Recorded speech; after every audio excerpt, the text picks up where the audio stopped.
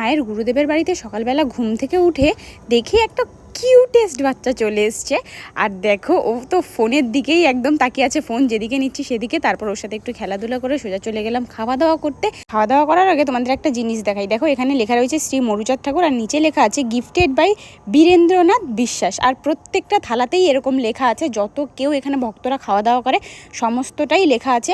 আর বীরেন্দ্রনাথ বিশ্বাস হলো আমার দাদুর নাম, মানে আমার মায়েরা সবাই মিলে এই থালাগুলো, মানে ওখানে 1000টা থালা গিফট করেছিল, তো সেই থালাতেই ওখানে প্রত্যেক বছর ভক্তরা খাওয়া দাওয়া করে। এটা আমার খুবই ভালো লাগে। খাওয়া দাওয়া শেষ করে এখানে বাবার সাথে দেখো কারাকারি শুরু করে দিয়েছি। কারা কারা বাবার সাথে এরকম করো আমাকে কিন্তু অবশ্যই কমেন্টে জানিও। আমি আমার বাবার সাথে এরকমই মজা করি।